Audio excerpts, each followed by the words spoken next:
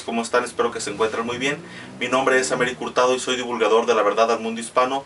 Hoy vamos a ver un nuevo estudio que se llama la sola escritura.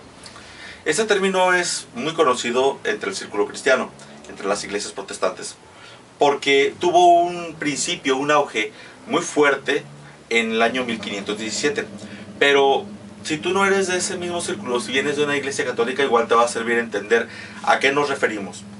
En la iglesia católica muy poco se ha comentado de ese tema, porque ellos no se basan solamente a lo que dice la Biblia, sino al sistema de tradición que se ha venido enseñando de generación en generación dentro de la misma iglesia católica.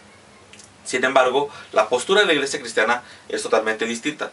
No vamos a entrar en temas de historia, en hablar cómo se dio todo el proceso de la reforma, etc. Pero sí vamos a tocar algunos puntos. Lo que nos interesa es más que nada saber qué es lo que dice la Biblia. Saber si la postura que tú como cristiano has estado aplicando es la correcta, o saber si tú como católico que has estado aplicando algo es lo correcto. Vamos a ver qué es lo que nos dice la Biblia y qué es lo que nos dice la historia para revelar esta nueva verdad. Bien, ¿qué es la sola escritura? La sola escritura viene de latín. Sola significa únicamente, significa un principio o significa una base. Y escritura se refiere a todos los escritos. Bien, de aquí se establece en el cristianismo un eslogan. Dice, en el cristianismo la escritura es la autoridad para la fe y la práctica. En la iglesia donde yo asistía, nuestro eslogan era que la Biblia es la única regla o norma de fe y de práctica. Eso es lo que nos enseñaban. ¿Sí? Ya todo lo que esté fuera de la Biblia no entra como enseñanza dentro de una iglesia. Eso es lo que nos enseñaban a nosotros. Pero vamos a ver qué tan de cierto hay en esto. ¿Qué es lo que realmente dice la Biblia? ¿Sí?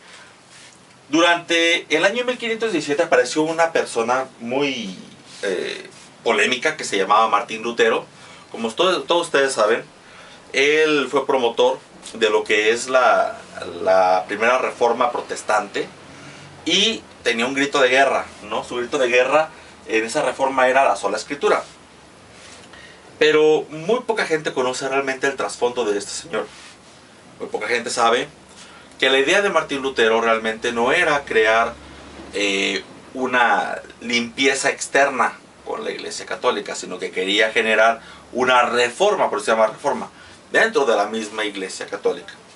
Pero como sus ideas no tenían cabida dentro de la iglesia, pues bueno, se generó muchas circunstancias de roces y de persecuciones y de muertes, etcétera, que ustedes pueden investigarlo ya más a fondo en la historia, que a final de cuentas se generó una división dentro de la iglesia. Entonces, de ahí podemos nosotros decir que Martín Lutero siempre tenía un eslogan, también su propio eslogan, que era lo que decía 2 de Timoteo 3:16. ¿Qué es lo que nos dice 2 de Timoteo 3:16? Veamos lo que dice 2 de Timoteo 3:16. Dice, toda la escritura es inspirada por Dios y útil para enseñar, para redarguir, para corregir, para instruir en justicia. Esta era su frase. ¿Sí? Este fue el pilar de su pensamiento del por qué no podía aceptar una enseñanza que no estuviera dentro de la Biblia. Entonces, como él no estaba de acuerdo en las tradiciones, en las costumbres que habían dentro de la iglesia católica, y aquí vamos a hablar algunas cosas que él postuló, pues bueno, se generaron cuestiones muy dramáticas en la historia. Ustedes pueden buscar en la historia de Martín Lutero, porque no vamos a entrar en todos esos detalles de cómo se generaron las persecuciones, la muerte, la primera traducción de la Biblia al alemán, hecha también por él, etc. No, pero sí me interesaría que ya ustedes indagaran un poquito más en la vida de este personaje. Pero una de las posturas que hizo fue no orar a los santos y a María. Hablaba también de no a la Inmaculada Concepción de María, no a la transubstanciación.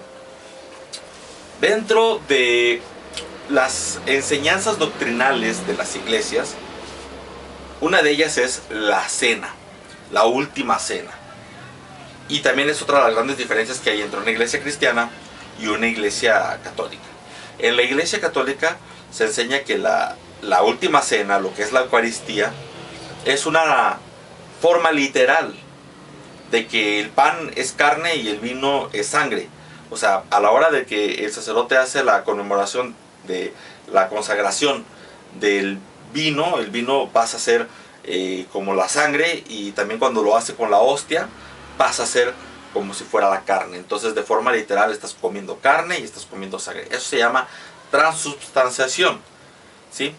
Sin embargo, Martín Lutero, él estaba en contra de eso porque decía que en la Biblia no decía algo así, sino que entonces él empezaba a enseñar de la consubstanciación, que los elementos eran elementos que no se convertían como tal en lo que la Iglesia Católica enseñaba, pero que sí eran el cuerpo y la sangre. O sea, a final de cuentas, le costó mucho arrancarse de su pensamiento católico, de su formación católica, le costó mucho. Entonces, entre comillas, seguía enseñando prácticamente lo mismo. Entonces, otra de las cosas que enseñaba era que no se podía bautizar a los infantes. Otra de las cosas que había es que no podía haber indulgencias, o que no existía la autoridad papal, ¿sí?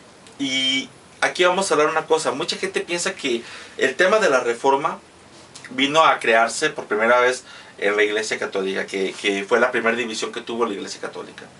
Les invitaría también a que ustedes investigaran un poquito más a fondo sobre lo que es el Gran Cisma de Oriente. Se van a llevar una gran sorpresa. La Iglesia Católica no es una, la Iglesia Católica son dos, ¿sí? Se dividió en dos. Hay dos iglesias católicas. No les han enseñado esto porque nuestra cultura aquí pues siempre predomina la iglesia que viene de Roma. Pero también existen las iglesias de rito oriental. Entonces pueden ustedes entrar un poquito a investigar quiénes son los patriarcas y los líderes de ahí. El Papa era uno de ellos, era un patriarca, que después tuvo sus diferencias, etc. Sí tenía un rol especial dentro de las tomas de decisiones o algo, pero no era una autoridad suprema, pero sí tenía un rol especial, privilegiado, por decirlo así, pero no como de impositivo. Es una historia un poco revuelta, que ni siquiera entre ellos mismos se entendían, porque al final de cuentas cada uno tenía su propia postura, que apartaron sus canicas y dijeron, ¿sabes qué? Que te vaya bien, tú te vas para allá, yo me quedo aquí, y cada quien formó su iglesia. Quedó la iglesia católica romana, la iglesia católica ortodoxa, o la del rito oriental. Entonces, les digo, no vamos a entrar en historia, pero de todos modos estoy dando matices. Yo únicamente doy pautas para que ustedes puedan investigar más al respecto y vean que les digo la verdad. Bien, aquí decían, dentro de otras de las posturas, es que la palabra de Dios, la Biblia es la palabra de Dios. Bien, y hasta aquí puedo decirles, entre comillas, que tienen la verdad. Pero hay que ver qué palabra, porque si ustedes comparan el canon de libros que tiene la iglesia cristiana con el canon de libros que tiene la iglesia católica, no tienen el mismo número de libros, ¿sí? Hay una diferencia de libros. Entonces, también tiene un porqué. La iglesia católica no es que acuse a la iglesia cristiana de que le haya quitado libros. Aunque lo diga, realmente la que le añadió libros fue la iglesia católica al Antiguo Testamento. Sin embargo, les digo, vamos a ver, ahorita lo que nos importa es hablar sobre el tema de la sola escritura, ¿sí? Nosotros ya veíamos hace rato 2 de Timoteo 3:16, que él decía que toda escritura es útil. Ok, pregúntense ustedes y sitúense. Timoteo, ese libro, ¿cuándo fue escrito? ¿Ya existía el Nuevo Testamento? ¿En qué año se escribió o se compiló todo lo que hoy conocemos como el Nuevo Testamento? Son cosas que la gente no sabe. O sea, cuando al momento de que lo ve en un libro y dice, ah, mira, aquí dice esto, entonces es todo esto, está cometiendo un grave error. Martín Lutero, desde aquí, en su postura, él traía más que nada un pique directo con la Iglesia Católica. Y discúlpenme que lo diga, si a alguien le pueda molestar, pero era un pique que lo traía directo con la Iglesia Católica, porque sus estudios, sus escritos todavía siguen empleándose en algunas formaciones sacerdotales, ¿sí? Entonces, aquí a lo que voy es esto. ¿Cuándo se escribió este libro? El Nuevo Testamento, no el Antiguo, el Nuevo. El Nuevo Testamento, ¿cuándo se escribió? Fue hasta posteriores del siglo IV, después del año 400, cuando se decidió empezar a compilar, a recopilar todos los textos del Nuevo Testamento. El texto más temprano, que se cree que es el más temprano, el más cercano a la época de Cristo, por lo menos es del año 90. ¿Sí? Entonces, cuando Pablo escribió ese libro de Timoteo, esa carta a Timoteo, perdón, no se estaba refiriendo al Nuevo Testamento, porque lógicamente para él ni siquiera en la mente existía que se escribió un Nuevo Testamento. Él estaba refiriéndose al Antiguo Testamento. Toda la escritura se está refiriendo al Antiguo Testamento. Entonces, Martín Lutero ahí cometió un error. Cometió un error en el momento de que no supo interpretar el momento y los tiempos en los cuales se escribieron los textos. Desde ahí ya podemos tener un grave error, ¿sí? Pero ahorita vamos a continuar con eso. Todos conocemos nomás la primera reforma. Hubo una segunda reforma. Una segunda reforma que inició después de los años 1500 también. Y fue en Inglaterra.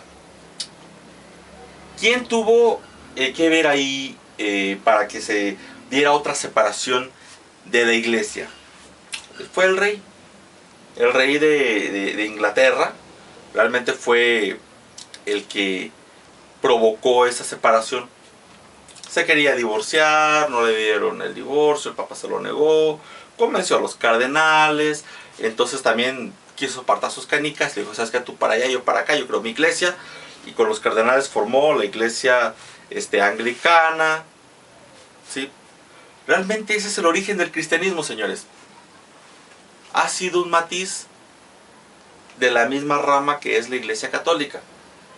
Entonces, si alguien figura después de esa segunda reforma, que es el que le dio cabida a la formación de la iglesia bautista, que de ahí se inspiran todas las iglesias cristianas que ustedes ven ahorita actualmente para el sistema del bautismo o algunas otras cuestiones doctrinales, fue el señor John Smith, ¿sí? Yo no estoy hablando malamente de las iglesias, pero sí estoy diciéndoles que a veces nos hemos dejado más llevar por un apasionamiento que por algo inspirado o realmente bíblico. Mucha gente puede ver una película y decir, wow, esa película estuvo muy bien inspirada en la palabra de Dios. ¿Y tú cómo sabes que está inspirada en la palabra de Dios si no lees la palabra de Dios? ¿O tú cómo sabes que yo te estoy hablando con la verdad si no lees la verdad, que es la palabra de Dios? Entonces, hay que tener mucho cuidado si ustedes recurren a materiales que les puedan dar de una iglesia o que puedan comprar como una película, etcétera, de la biografía de un personaje y apasionarse por el sentimiento de ese personaje, porque les va a cambiar la perspectiva de quiénes eran ellos, ¿sí? Muy bien. ¿Quién era realmente Martín Lutero? No lo digo yo. Sus propios escritos lo explican. Era un antisemita. ¿Sabían ustedes que sus escritos fueron empleados para justificar varias atrocidades que llevaron a cabo los nazis? Claro que sí. Vamos a leer, y no son mis palabras, lo pongo con letras rojas. Vamos a leer escritos que provienen de él. Este es un artículo, permítanme darle lectura para que ustedes puedan escuchar lo que voy a decir. Dice, pero fue el alemán Lutero quien en 1543 escribiera lo que es considerado el primer tratado moderno antisemita, que se llama Sobre los judíos y sus mentiras. Lutero decía que debían quemarse todas las sinagogas judías, que debían destruirse sus libros de oración, prohibir predicar a los rabinos, aplastar y destruir sus casas, incautarse de sus propiedades, confiscar su dinero y obligar. Fíjense, a mí esta me da pena, me da asco decir estas palabras que son palabras de él. Les llama gusanos. Fíjense cómo los usa. Y todavía les llama venenosos.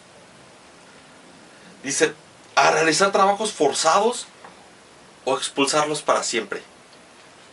Vamos a ver en letras rojas. Ahora sí. Sus palabras. No son mías, son las de Martín Lutero. Primero, sus sinagogas o iglesias deben quemarse. En segundo, sus casas deben asimismo ser derribadas y destruidas. En tercer lugar, deben ser privados de sus libros de oraciones y talmudes, en los que enseñan tanta idolatría, mentiras, maldiciones y blasfemias. En cuarto lugar, sus rabinos deben tener prohibido bajo pena de muerte enseñar jamás. La furia de Dios contra ellos es tan grande que están cada vez peor. Para resumirlo, estimados príncipes y nobles, que tenéis judíos entre vuestras posesiones, si mi consejo no es suficiente, buscad otro mejor, para que vosotros y todos nosotros seamos libres de esa insoportable carga diabólica. Esto dijo ese señor en su libro sobre los judíos y sus mentiras. Pero todavía continúa. Fíjense, ¿quién les impide a los judíos volver a Judea? Nadie. Les proveeremos todas las provisiones para el viaje, para vernos por fin libres de ese asco, repulsivo gusano. ¿Ven cómo piensa este señor?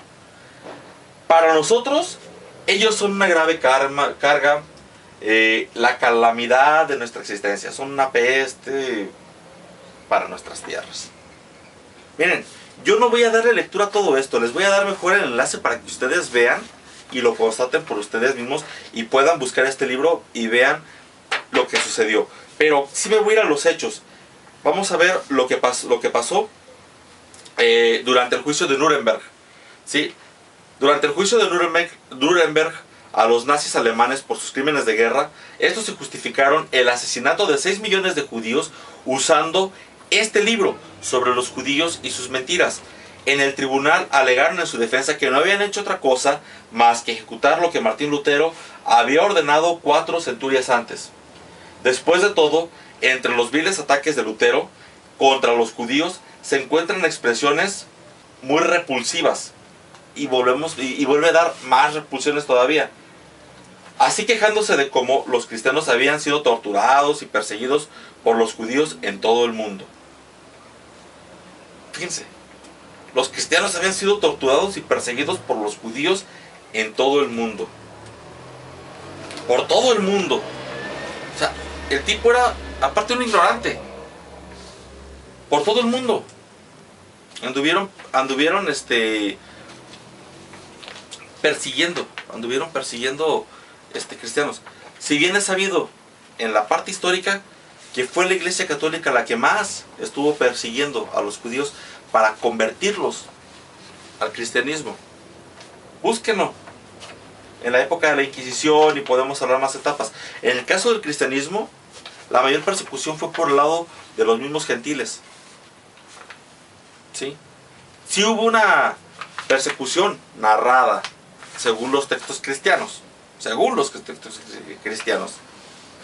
Pero este señor dice que los persiguieron por todo el mundo. Realmente su odio era descomunal hacia lo que son los judíos.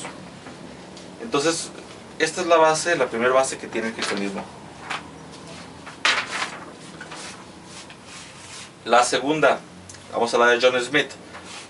John Smith, protestante inglés que fundó la iglesia baptista en Ámsterdam, murió en Ámsterdam 1612.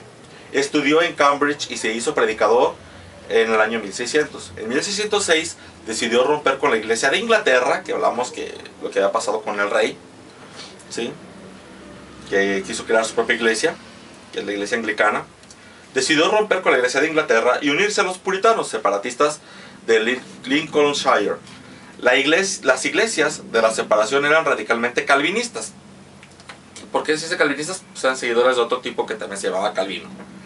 Ya empezaba también las diferentes sectas a diseminarse, cada una con sus diferentes posturas y creencias. Eran congregacionistas, partidarios de una organización autónoma de los fieles, y baptistas, partidarias de bautizar solamente a personas adultas por un rito de inmersión, sumergirlos en agua. Fue convertido en ministro principal de una comunidad de baptistas separatistas. Smith se trasladó a Holanda con sus seguidores en 1608, huyendo de la persecución religiosa. También ejerció una influencia notable sobre los padres peregrinos que emigraron a Norteamérica por la misma época. Por eso es que tiene una sede, la más grande y es la más importante, está en Estados Unidos. Vamos. Y contribuyeron a fundar la colonia de Nueva Inglaterra. Smith predicó el espiritualismo libertario, defendiendo el derecho de cada individuo a adquirir y mantener su propia fe. Cada quien crea lo que crea. Les va a parecer lógico. Cada quien mantenga su propia fe. Ok. Me parece muy lógico, ¿verdad? Si primero están diciendo que la única regla de vida, de fe y de práctica es la Biblia, y luego sale con esto de que cada individuo debe adquirir y mantener su propia fe. ¿Qué pasó aquí? Defendió su derecho a equivocarse y rectificarse. Fíjense, desde ahí empezó a tambalear. Ya decía una cosa por empezar a decir otra. Aquí estoy dando únicamente un resumen de su vida. Ustedes pueden leer todo lo que quieran de John Smith y van a darse cuenta qué fue lo que pasó. Él dio unas posturas doctrinales y luego llegaba y se corregía y daba otras posturas doctrinales y decía que estaba en su derecho de poderse equivocar. Y todo eso lo pedía que lo respetara la iglesia y lo hiciera. Pero con sus continuas rectificaciones doctrinales causaron tales conflictos entre sus seguidores que él mismo fue expulsado de su iglesia. El fundador de la iglesia bautista, que dio origen a las iglesias bautistas actuales, fue expulsado por su propia iglesia. No quiero crear polémica, no quiero que se sientan incómodos conmigo, pero vamos a ver por qué. ¿Por qué se dan todos este tipo de panoramas? ¿Por qué cada quien cree que tiene la razón y que cada quien tiene libertad de mantener su propia fe? ¿Por qué falta un norte? ¿Por qué falta una dirección? Algo más falta. Y la gente no se ha dado cuenta, y es de lo que vamos a hablar hoy. Sí, existe la palabra de Dios, el Antiguo Testamento, el Tanaj, fue redactado, fue escrito, bueno, redactado por Dios, escrito por Moisés, sí, lo que es la Torah. Y los posteriores libros pues fueron también narrados por inspiración de Dios, en inspiración, y escritos por diferentes personas, ¿no? Pero vamos a ver qué fue lo que pasó aquí. Por favor, lean lo que dice Deuteronomio, capítulo 4, versículo 6. Yo aquí tengo una traducción que va más apegada a lo que dicen los originales. Ustedes pueden usar, si gustan, la Reina Valera o cualquier otra versión, ¿sí? Dice: y guardarás y cumplirás estos mandamientos, porque son vuestra sabiduría y conocimiento ante los ojos de las naciones, quienes al hablar de estas leyes exclamarán: esta nación es verdaderamente conocedora y sabia. ¿Se nota el contraste?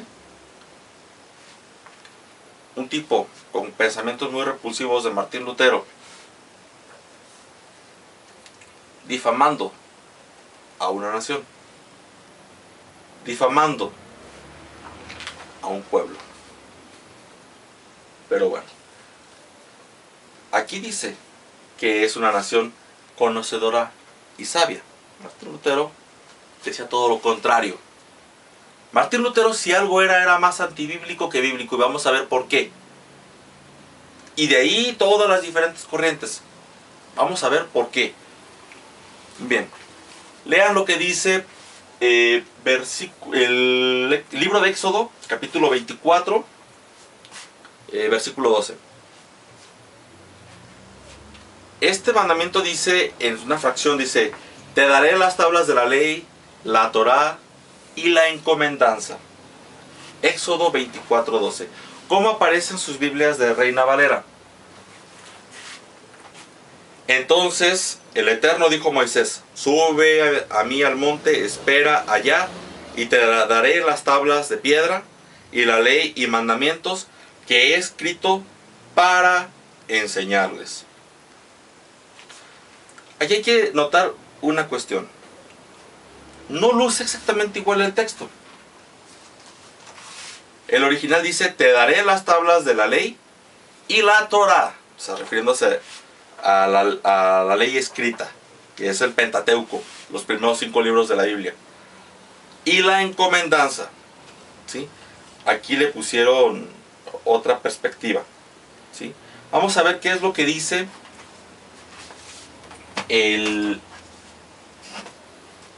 otra traducción, que es la que les había enseñado en uno de los videos, que es una traducción muy fiel también de lo que es la Torá. Éxodo 24, 12. Dijo el Eterno a Moshe: sube a mí al monte y permanece allí, que te daré las tablas de piedra, la ley y el precepto que he escrito para instruirlos. Encomendanza o precepto es lo mismo, ¿sí? Entonces, vamos a ver qué es lo que nos está diciendo aquí la palabra, ¿sí? Primeramente, Moshe Rabenu, Moisés, recibió la ley sagrada en el monte Sinaí con todo detalle. Es lo que nos está diciendo aquí. ¿Qué fue lo que le entregó Dios? Las tablas de piedra. Todos sabemos que ahí se grabaron los mandamientos. Perdón. Luego tenemos la Torá, los primeros 5 libros, Pentateuco. Y luego viene la encomendanza, los preceptos, ¿sí? O sea, la instrucción completa, la información completa, todo completo, tal cual se lo entregó Dios a él. Entonces, vamos a reflexionar un poquito en esto para empezar a profundizar. ¿Cuántos elementos recibió Moisés? Las tablas de la piedra, ¿sí? A 1. El segundo, la Torá, la ley, los primeros 5 libros que componen la Biblia. El tercero, los preceptos, la encomendanza. Ahora pregúntense ustedes, ¿dónde están los preceptos o la encomendanza? Muchos van a decirle: oh, no, es que mira, es que eso está en los primeros 5 libros de la Biblia. No, eso es la Torá, eso es la ley. ¿Dónde están esos preceptos o esa encomendanza? Fíjense bien. Son 3 elementos. Pero Dios sigue hablando, sigue diciendo ahí algo muy importante. Muy bien. Despuésito dice: que he escrito para instruirlos. O sea, estos 3 son 3 cosas que recibió Moisés. Entran en 2 categorías: escritura e instrucción. Escritura e instrucción. Cualquiera de ustedes, si ha estudiado algo de administración, sabrá que cuando se va a preparar a una persona para el puesto, para que sea calificada, para poderlo desempeñar, necesita llevar una capacitación. Entonces lleva inducción, capacitación y adiestramiento. Tú no puedes llegar y decirle a una persona para el puesto: mira, tú vas a entrar aquí, toma este manual. Oye, pues sí, pero pues me va a costar más trabajo, tengo que estarlo leyendo y a ver cómo lo entiendo. ¿Me explico? O sea, aquí nos está diciendo algo muy importante. Le entregó lo escrito le dio la instrucción. La instrucción es verbal. Ojo, hay una instrucción verbal, hay una ley oral. Entonces, a lo mejor muchos van a escandalizar y van a decir, ¿cómo es posible que digas eso? No lo estoy diciendo yo, la misma Biblia lo dice. Cuando Dios habló con Moisés, le dijo que le estaba entregando las tablas de la ley, le estaba entregando la Torá, y le estaba entregando los mandamientos, las ordenanzas, los preceptos. No se estaba refiriendo otra vez a la misma Torá, se estaba refiriendo a la instrucción, porque después dice él que he escrito para instruirlos. Escritura e instrucción. Es como cuando tú vas a capacitar a alguien, le vas a dar tu información, pero tú tienes que enseñarle cómo emplear esa información, cómo la vas a interpretar, cómo la vas a usar. Entonces, el pueblo judío, desde ese entonces, ha venido tratando de cuidar toda esa información. Moisés, antes de morir, remitió la Torá, fíjense bien, remitió la Torá escrita por su propia mano a cada una de las tribus de Israel. Nomás se lo voy a poner como un ejemplo. Este libro es un libro chiquito, comparado con lo que viene siendo los rollos de la Torá. Aunque aquí se comprende en este tomo lo que es la Torá, pero remitiéndonos y pensando en la época de Moisés, ¿sí? Entonces, imagínense bien. Aquí se encuentran contenidos los 5 libros, o el Pentateuco, la Torá. Moisés recibió la Torá. Antes de morir, le entregó un escrito, un escrito hecho por su propia mano a cada una de las tribus. 12 tribus. 12 tribus. A ver, ustedes piensen bien. 12 tomos como este, por decir así, es un ejemplo, no es así, es más complicado, porque hablo que ya eran rollos. Aquí estamos hablando ya de algo tecnológico, pero estamos hablando de algo hecho a mano. 12 tomos hechos a mano, por decirlo así, es un ejemplo, que ya eran rollos. 12 tomos. Tomando el tremendo cuidado de no añadir ni cambiar nada de la palabra. Y hacérselo llegar a cada una de las tribus, para que permanezca esa palabra. Más reflexionen. Y luego aparte, aquí dice que otro Sefer Torah, escrito por él, se conservó en el Aron HaKodesh, que es el arca sagrada, que muchos le llaman el arca del pan. La arca sagrada. Esto era para dar testimonio a todos. ¿Sí? A todos. Ahí estaban contenidas las tablas, estaba contenida la Torá. ¿Sí?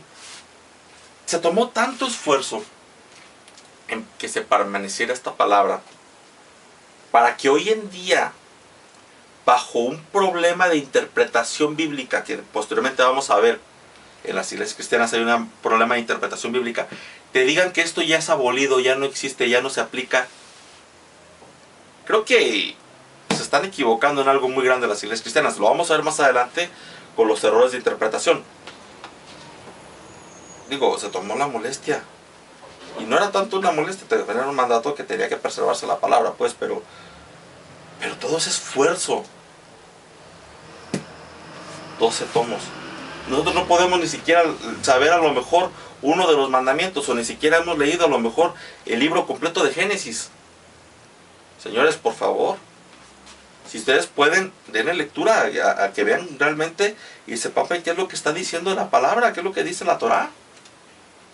Digo, es muy importante porque estamos dejando pasar una información muy valiosa.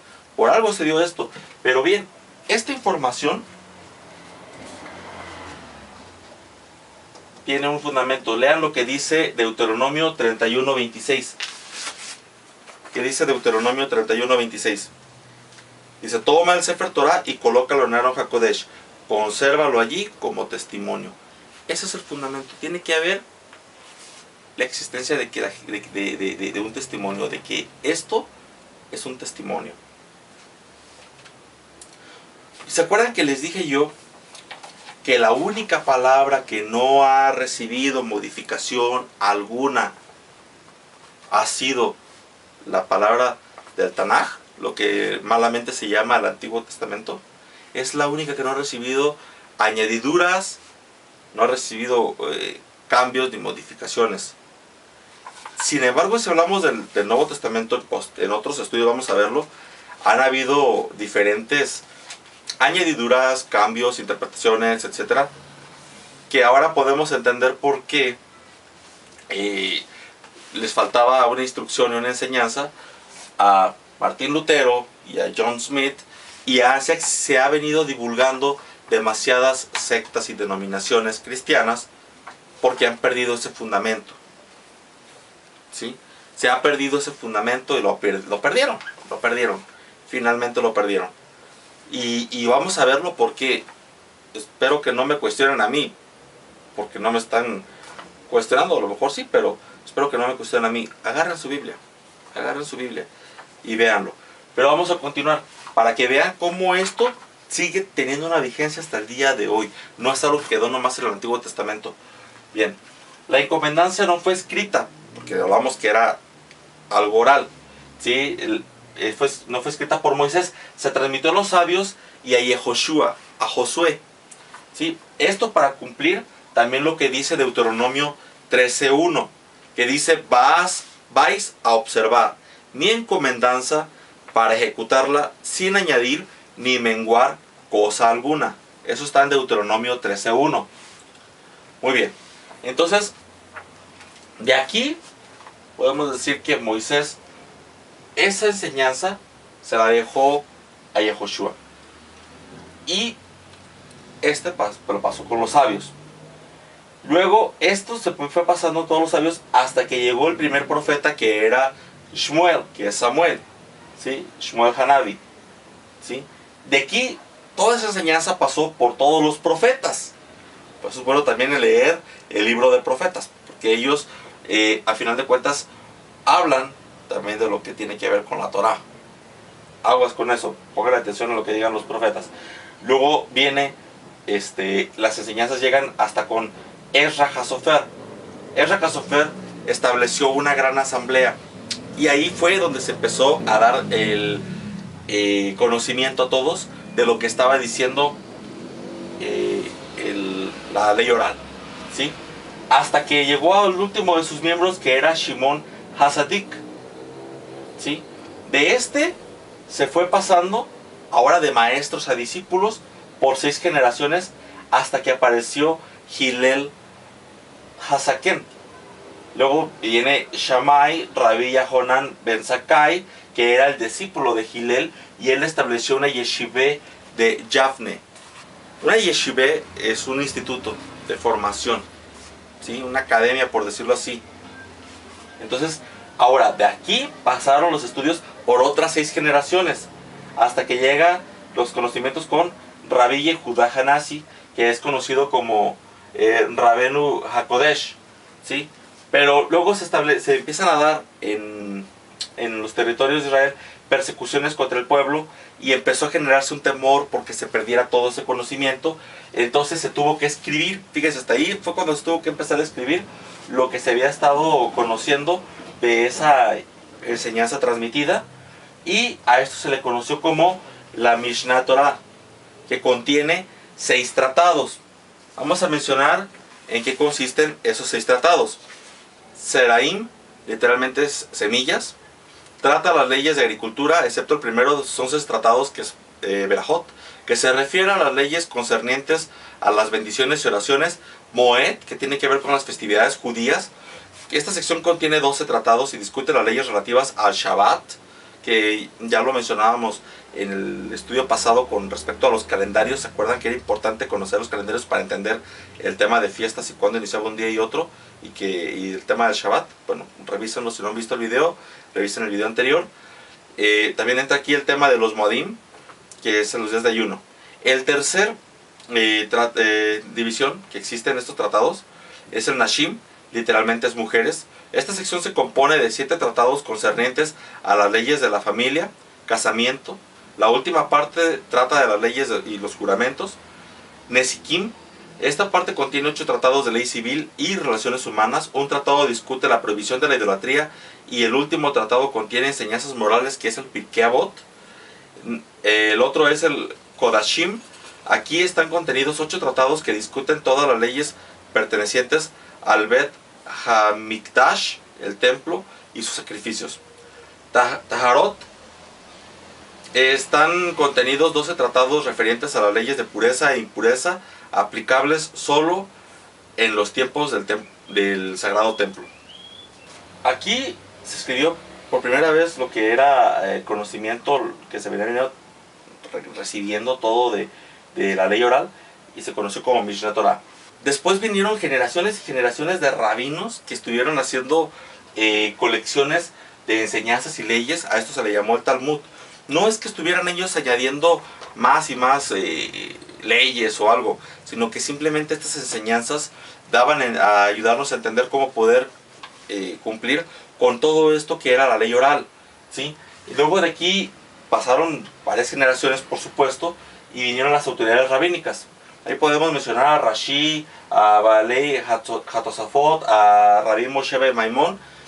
De este último, pues es el que más todos conocen, que es y Rashi, que son como casi los que más todos comentan. O bueno, por lo menos yo cuando yo empecé con este estudio eran los que más conocía. Que Maimón es conocido como Maimónides. Él es un gran exégeta que hizo un estudio muy profundo de todo lo que viene en la Torá, y hizo una lista muy precisa, minuciosa, de todos los mandamientos que vienen descritos en lo que es la Torá, y hizo un listado de 613 mitzvot, 613 mandamientos. Claro, cada uno con su respectiva cita dentro de la misma Biblia, porque les digo, es un exégeta. Entonces son 613 mandamientos que hay dentro de la Torá. Muchos nomás saben que hay 10, no, son 613. Y Rashi, que es el otro que digo que yo era como que los que más me sonaban cuando yo empecé con mi estudio hace tiempo, él, bueno, hizo muchos comentarios bíblicos de la Tanaj, y es muy conocido los comentarios de lo que es sobre Torah. Aquí está, la Torah con Rashi, lo pueden ver. Sería muy bueno que este tipo de material pues pudieran conseguirlo también, si pueden. Ahora que viene a la Feria Internacional del Libro, acudan a la Feria Internacional del Libro en Guadalajara y revisen este material, muy bueno, igual como la otra Biblia que les mostré, que el Tanakh es hebreo-español, que es que les mostré. Les puede ayudar muchísimo para entender de forma literal lo que dice la Biblia. Pero bueno, continuamos. Llegamos hasta este punto, y luego de aquí vinieron más generaciones de rabinos que estuvieron haciendo compendios de leyes, etc. Por lo mismo, porque había forma de tener que dársele explicación a las nuevas generaciones, a las generaciones que estaban pasando en ese entonces, cómo estar cumpliendo con la ley oral. Ojo, no estaban creando algo fuera de la Torá, o algo fuera de lo que Dios había encomendado, porque en su ley Él dijo que no tenía que modificarse nada, o sea, tenía que mantenerse su palabra intacta. Y entonces, ¿qué fue lo que pasó? Únicamente eran compendios para que la gente supiera ante una determinada circunstancia, entonces cómo debe de actuar, ¿sí? Esto nos lleva hasta poder hablar ahorita de lo que es el Shulchan Aruch, que es este otro libro. Pueden ver, ¿sí? El Shulchan Aruch es la recopilación de las leyes y prácticas según la tradición, ¿sí? Aquí se encuentra de una manera muy práctica y concisa, pues cómo entender, cómo puedo cumplir con varias de las leyes que quedan de lo que es la ley oral, etcétera, pero ya en una forma práctica.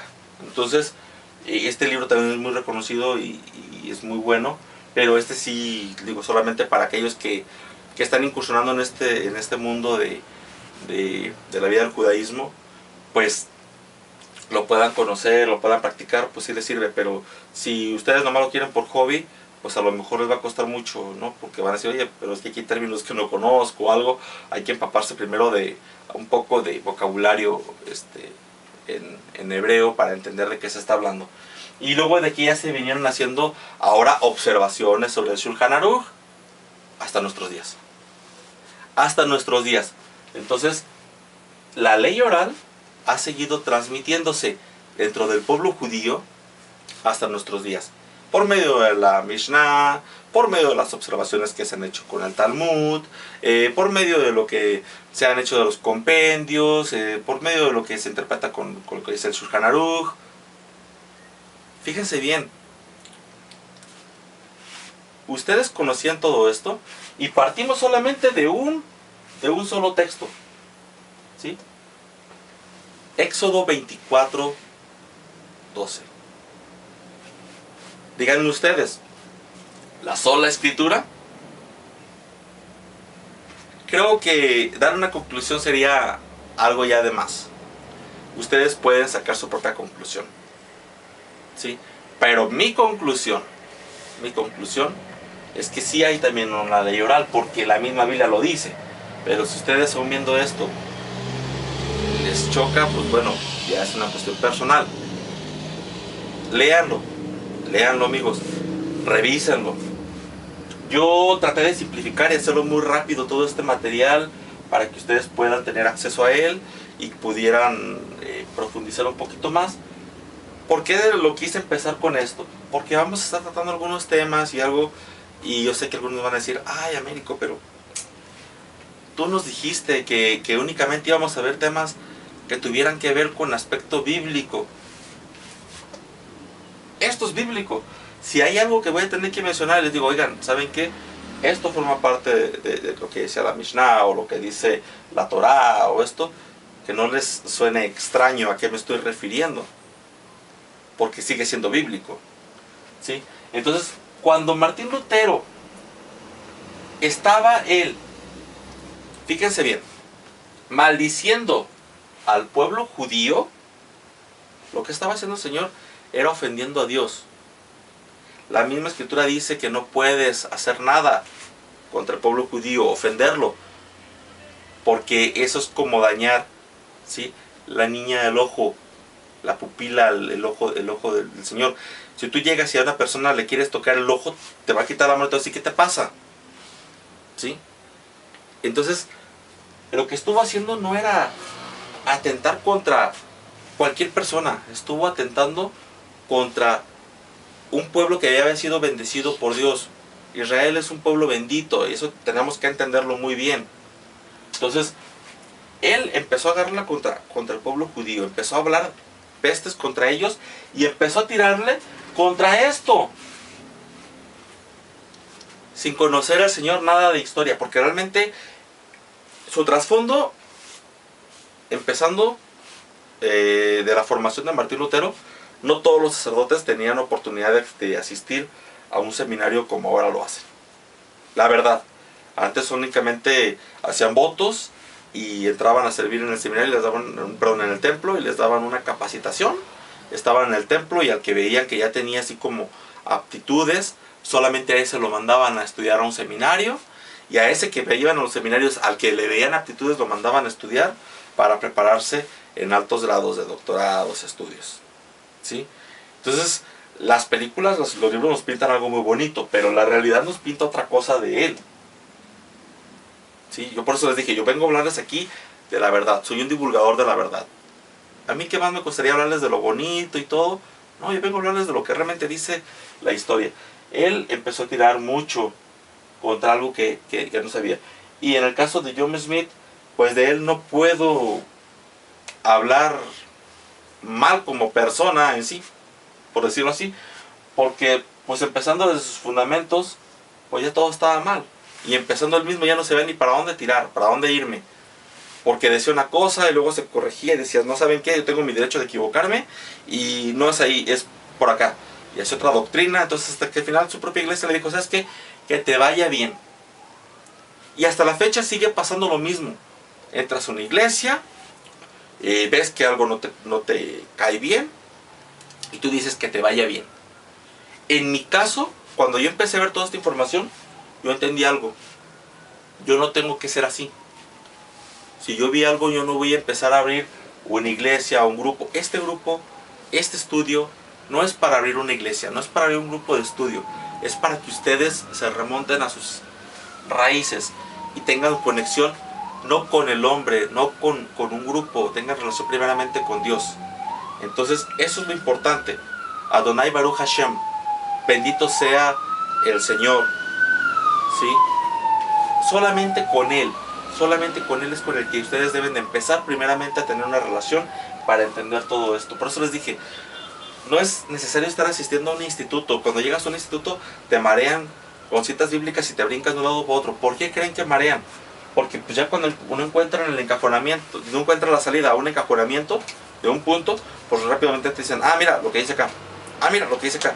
Espérate, sí, pero estás hilando y brincando en los mismos pasajes. ¿Y qué pasa con otros pasajes que dicen todo lo contrario? Que eso es lo que vamos a ver aquí en el estudio. Todas las contradicciones que hay aquí, pasajes que no quieren tocarse, etc. Entonces, yo les comparto esto. Yo me aparté de la iglesia cristiana. No he dejado de ser creyente de Hashem. He entendido bien qué es la palabra de Dios, pero me aparté de la iglesia cristiana porque distorsionan diferentes posturas en una y en otra, tienen diferentes percepciones en una y en otra y en otra y en otra, y cada una da un criterio muy distinto de que para unos quién es Jesús, para otros quién es Jesús, para otros quién es Jesús, o para ellos qué es Dios, que para otros quién es Dios, para otros quién es Dios. Entonces, lógicamente, según las necesidades sentimentales, psicológicas del individuo, pues él se va a ir a donde mejor encaje. Esa no es la idea. La idea es que tú tengas conexión con Dios, ¿sí? Porque si tú vas con quien el que te habla bonito, pues vas a terminar inclusive hasta siendo budista o shintoísta, y tampoco es la idea, porque sabemos que son falsas religiones. Entonces aquí lo que vamos a establecer es que la verdad, eso es lo que vamos a establecer, y ustedes dense la oportunidad también de tener esa comunicación, esa comunión con el Señor. Espero que esta información les haya servido bastante. Espero que no suene grosero con lo que les estoy diciendo, pero dense la oportunidad de revisarlo, ¿sí? Cuando yo empecé a ver todo esto, me empecé a dar cuenta, empecé a ver todo, que vamos a ir desempeñando todo más adelante. Vamos a ir haciendo algunos estudios y así, profundizando en algunos versículos y analizando su contexto en el escrito original. Ustedes van a decir, caray, esto no lo sabía. Así como también aquí hablábamos. Fíjense, Éxodo 24:12 habla de 3 cosas que recibió Moisés en 2 categorías: escrito e instrucción. Escrito e instrucción. Bueno, entonces eso es todo por mi parte del día de hoy. Voy a estar subiendo otros estudios. Tal vez me adelanté un poquito en tratar este tema, pero creo que sí es muy importante ya empezar a tratar cosas muy sustanciales. Y ya vamos a empezar a hablar en el siguiente estudio lo que es la cena, la última cena, y lo que viene siendo los bautismos. Entonces estén muy atentos en lo que esté pasando en el Facebook, y díganme por favor sus comentarios, qué es lo que opinan al respecto. Muchas gracias por todo. Dios los bendiga y esté con ustedes siempre.